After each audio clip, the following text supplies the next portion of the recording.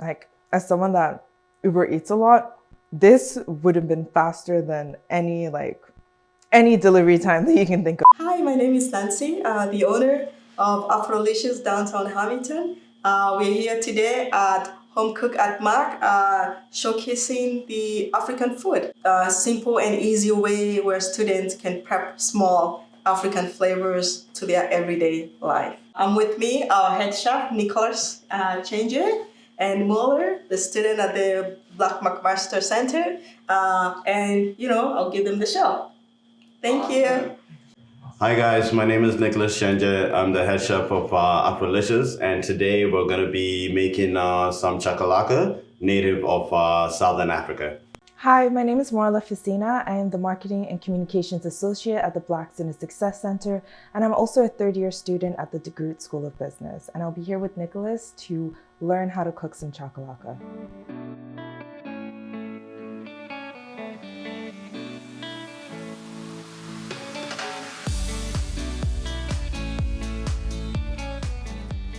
My family is from Zimbabwe.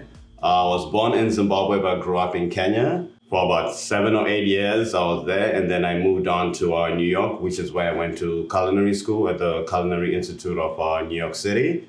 I was there for about 2.5 years, and then after that, I went traveling for about 2 years in Europe just to harness my skills. I find myself here in Canada at Afrolicious, which is my first time running an African restaurant for me in the kitchen. So it's something that I'm super excited about, to showcase my background from Zimbabwe and everything else I've learned in life or in school, in a sense. My family is from Lagos, Nigeria. Most of my fondest memories are actually in Lagos, but majority of my time has been spent here in Canada. I'm here today with Nicholas to learn about how to make chakalaka because as a student, I've had this very, very, very bad habit of Uber Eats, DoorDash, and it's become so unsustainable. So learning how to cook has been one of my ways to tackle that challenge. So chakalaka is native of Southern Africa, from centralized mostly in South Africa and Zimbabwe. It's a dish that basically is eaten throughout the day. It could be a breakfast item, lunch, or dinner. It composes of baked beans, carrots, some peppers, onions, and I have a spice blend here for you guys, which is baked beans, spicy marinara over here, chili powder, Somalian spice, which is a combination of coriander, cumin, and cinnamon. Curry powder, ginger, black pepper, garam masala, and salt. So the dish is mostly enjoyed during breakfast or lunch. It could be accompanied with a protein or not. It is a vegan option as well. It's something that us as Southern Africans, I'd like to say, really enjoy by itself or with anything. You can put it on anything pretty much, or eat it by itself in a sense. So coming from what's it called, Nigeria, one of the most often breakfast meals that we would have would be just tossing one of these ingredients, which is baked beans, into the microwave and then frying some egg off to the side and having that with bread. And I don't remember going a week without having baked beans. So for me, chakalaka, I really identified as my go-to breakfast item. Cooking it in the professional setting is a little bit different than at home. Usually at home, I haven't been the one who cooks it. Now that I am doing it professionally, I really do enjoy showcasing the flavoring in it and try to educate somebody about what Southern Africa breakfast is, in a sense, for us. So in Southern Africa, a typical barbecue is called a braai, and it usually is a combination of meat all cooked on an open fire with sides like chutney or chakalaka. For us in Southern Africa, we don't always have starch, in a sense, so a chakalaka would be, in a sense, your heavy item that you eat with your meat on the side rather than having something heavier than that. So it's kind of one of those things that acts as a sauce and as a main at the same time next to the meat.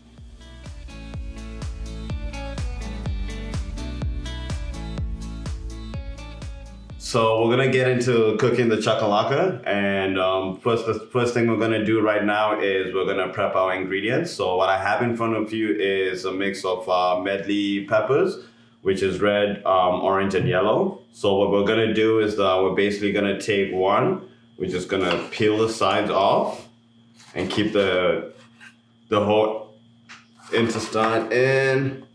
So what I'm gonna do is I'm gonna pass these other two to her, and she's gonna do the same thing I did. And then together, we're gonna start cutting them once she's complete. Perfect.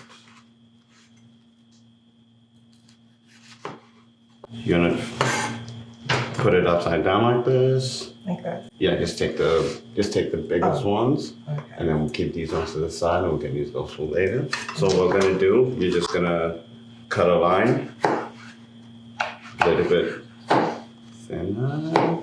Thinner? Yeah, perfect. Okay. So we're just gonna keep until all of them are done. And next thing you're gonna do, you just from one end, you're just gonna dice them.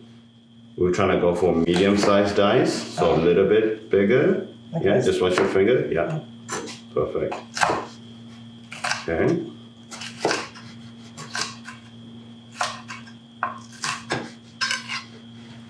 There we go. Perfect. Not bad. Excellent. Okay. So we're just gonna group them over here, and then you're gonna do the same thing with the yellow one. And whilst you're doing that, I'm gonna take the rest of my scraps away. I'm gonna start cutting up onion. Same thing as she's doing. I'm gonna go for a medium-sized dice as well.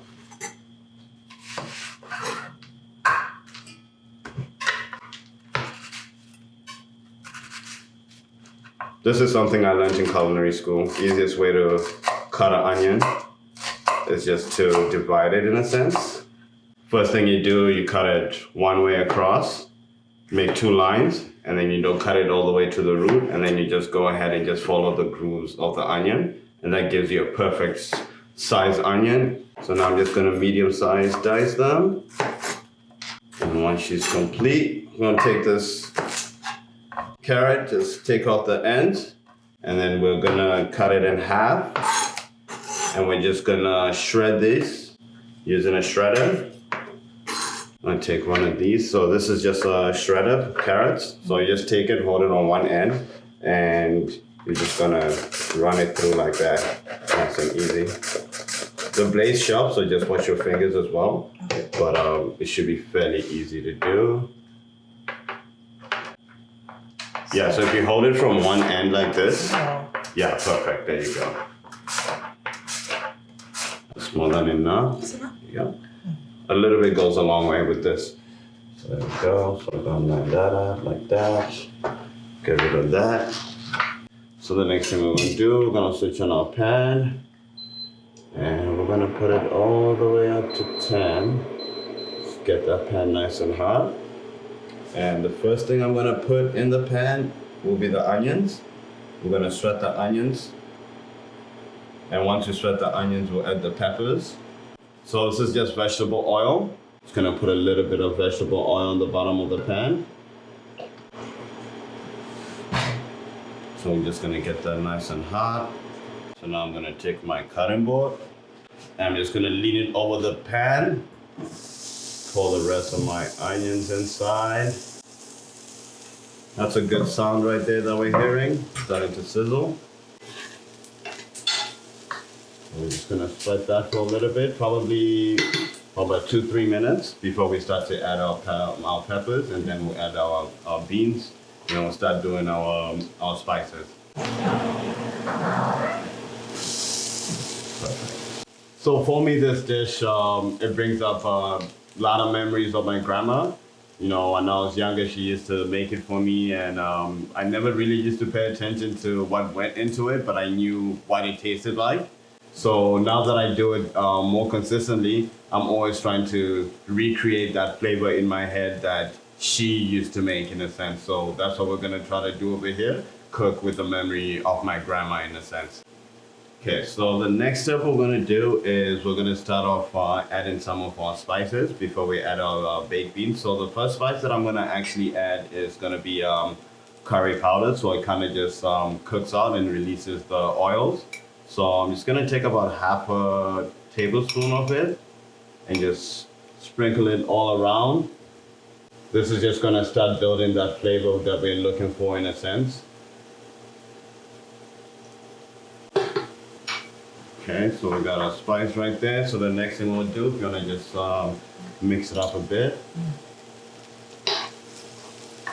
So next thing that I'm gonna take is our spice blend, which is the coriander, cinnamon. I'm just gonna sprinkle a little bit and she's gonna mix it again. So at this point, we're really starting to build our flavor for what it's gonna taste like at the end. So at this moment, I'm gonna get some liquid into the pan, which is the baked beans right here, which I got right here. So baked beans already come pre-prepped in a sauce and it's sweet. So we're gonna use that sweetness to kind of deglaze the bottom of the pan and pick up all that spice that is stuck at the bottom. So I'm just gonna first take all the liquid, just take off all that. Perfect. Okay. So we just mix it up. No, we're gonna mix it up just to take that flavor off the bottom of the pan before I actually put the beans, right? So you see right there, see, everything is coming off, right? Because you always need something to pick up the flavor that's stuck at the bottom of the pan. Most people, when they're cooking, they use wine, or you can use a little bit of like liquid, which is like stock or anything. But for this purpose, since we're using the baked beans, I'm using the actual liquid for it because it's easier just to keep the same flavor in the pan. So if you want to just mix that up.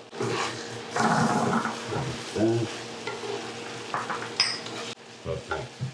So at this point, I'm gonna come in with some chili powder as she's doing that, which is right here.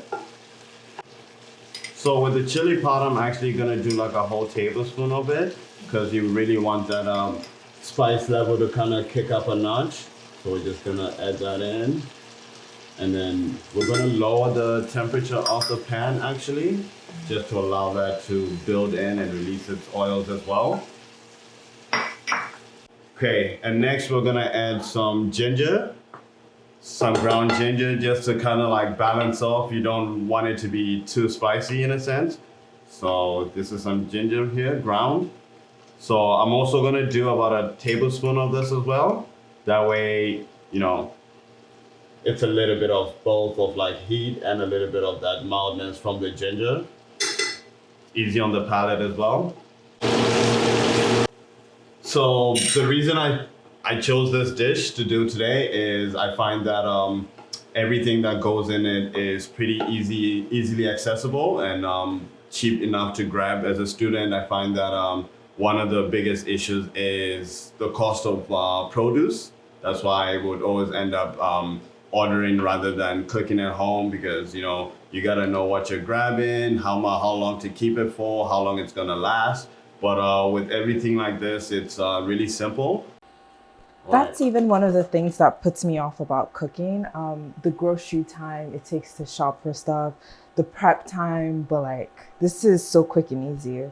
Yeah, it's built in a sense to just, you could be doing this and have something else going, you know, you could be entertaining. It's really easy, doesn't really take too much time to actually create. So next thing we're gonna do, we're gonna just hit it with a pinch of salt and pepper, just to kind of get the flavors working. So I would say use your own discretion for this, but I'm not heavy on my pepper and salt. I always find that it's easy to adjust at the end. So this is just to kind of like build the final flavoring before we put our spicy marinara in. And if you want to just mix that up.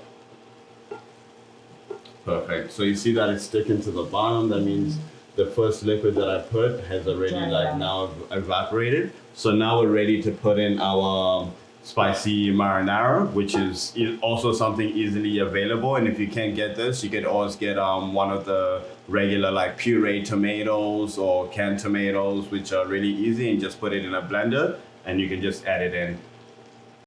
The spicy marinara sauce actually reminds me of jollof rice sauce, especially as a Nigerian. That's literally one of my favorite go-to dishes. Can I mix it in? Yes. Okay. So now that it's happening, I'm just gonna lower that because we want it to start simmering. And we'll give it about 2-3 minutes, and then we'll add our carrots into it because we still kind of want the carrots not to be completely cooked. You still want to get a little bit of that crunch from the carrots. So now we're ready to put the carrots in. Perfect, it's looking good. In the middle? Yeah, right in the middle, and then we're just gonna mix it all up. Perfect. Oh, that's perfect. I'm just gonna kill that and just let the residual heat just cook the carrots.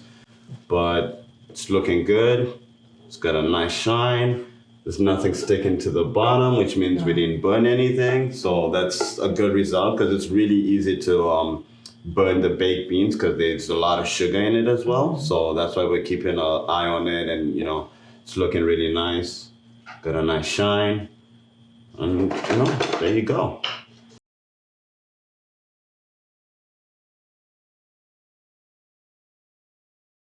Okay, so in Southern Africa, it's really famous to have a Chakalaka grilled cheese, which is a 3-stacker. So we call it a Braaibroodjies, which is basically a combination of a layer of cheese, a layer of peppers, Chakalaka, another layer of bread, cheese, peppers, Chakalaka, and the same thing on the other side. So that's what we're gonna create for you guys today. Also, I'd like to mention that the Chakalaka is vegan as well. There is no animal byproducts at all in it. But what we're doing, we are using some butter because, butter makes everything taste good. So now we're going to just drop our peppers and onions in just so they can sweat. Okay, so I'm just going to add a small knob of butter just to add to that because the rest is ready. While she's doing that, I'm going to take out my 3 slices of bread. So what I'm using right now is just some regular white bread right now. So I'm just going to lay them flat like this. And while she's doing that, the first thing I'm going to do is going to take some butter. And I'm going to butter one side of the bread so it gets that really nice golden brown color when we start grilling it off. So for this, we're going to use mixed cheese, which is sharp cheddar and some mozzarella as well, just to give it a nice stringiness when we're actually melting the cheese. Okay, so let's see, look at that. That looks good. All right, that's perfect. So that's a nice color right there. We'll give it another couple minutes and then we'll be ready to go. We're gonna take the peppers out and we'll put it in this bowl for right now, and then we'll start putting our bread in and layering up all the good ingredients for this grilled cheese. So I'm just gonna take these now and I'm gonna just set them in there. Don't have your pan too high because it'll blacken as fast before you can start building all your layering. So we're just gonna give that a couple minutes. I got the burner right now at 6. Which is pretty moderate right now. Perfect.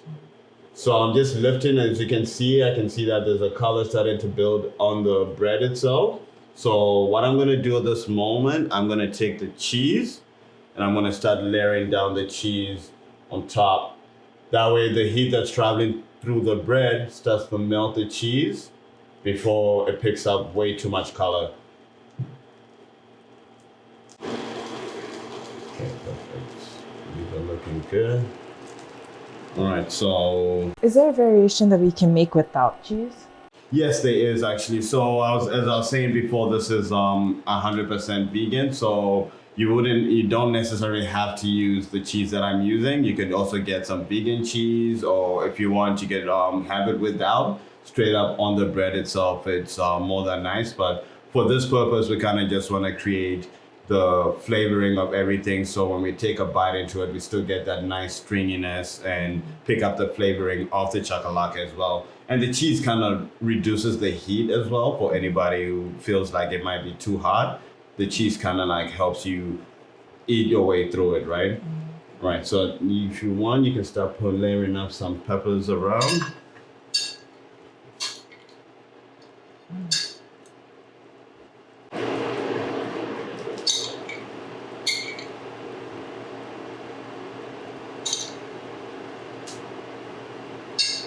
Perfect, so I'm just gonna come in and just make sure everything's a little bit flat. That way when we put in our chakalaka and we cut it, it doesn't all spill out all over the place. So for this, I'm gonna do about 2 tablespoons of each on each side, so it's nice and hefty. So I'll go like that first. Make sure it's touching corner to corner. Then I'll use the second one to cover the rest, which is the other half. Perfect. So if you want, you can go ahead and do the other 2. And at this point, I'm gonna check. Perfect. So I'm just gonna reduce that as well. Okay, so now we're just gonna check the bread and we're good to go. So I'm gonna take this one right here because it seems like it's the thinnest. I'm gonna put that in the middle. So what I usually do, I start off like this. I do a 2 stack first and I leave 1 separate and I'll build it on the board. That way everything doesn't get messed up in the pan. So I'm gonna take this one off. Okay. So I'll build this onto the cutting board right here. Just like that. Okay. So I always let the 2 breads touch, flip it onto the other side, just like that. And as you can see, so before I cut, I always let it sit for a second or 2, just to make sure that everything kind of like builds together. Is there any way like to make the grilled cheese and then have the chakalaka as kind of like a dipping sauce? Yeah, you could actually. You could make a regular grilled cheese with just cheese and without having the chakalaka, and just have the chakalaka as your accompaniment on the side.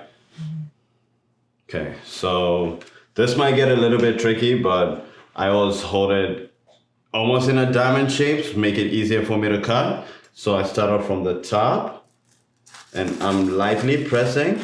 I don't want it to ooze out too much, but that right there you're seeing is a really, really good sign right there.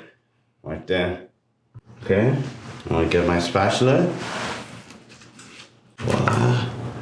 And I'll put it right here. So you can see. And there you go. So, voila.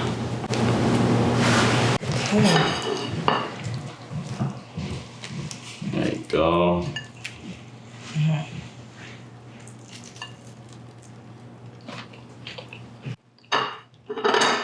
What do you think? I see what you mean about the cheese. It really softens the flavor of the spiciness.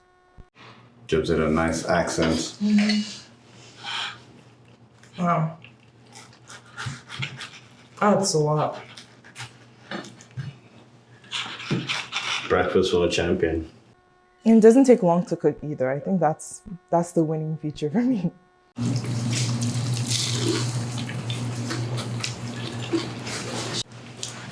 It's really good. You're gonna be eating these for the rest of your life. Easy, quick meal. I would definitely recommend trying this at home. Like, as someone that Uber Eats a lot, this would have been faster than any delivery time that you can think of. Wow. See how the butter actually helps it crisps up the bread. It does. You know? Doesn't even taste like you're eating a sloppy grilled cheese because the butter is still holding the bread way together. So that's really why I like to cook it with the butter, just to make sure everything is nice and seared in. And the heat? The heat's good. Perfect. Here you have it. We've just made some chakalaka and we turned it into grilled cheese. For anybody at home who's trying to have this with something else, you can have it with rice, you can have it with roti, you can have it with couscous. It's really a compliment to any starch you want. You can toss it in a salad as well. But, let me know if you guys enjoy it. Here you have it. Thank you guys for joining us at Home Cooked at Mac.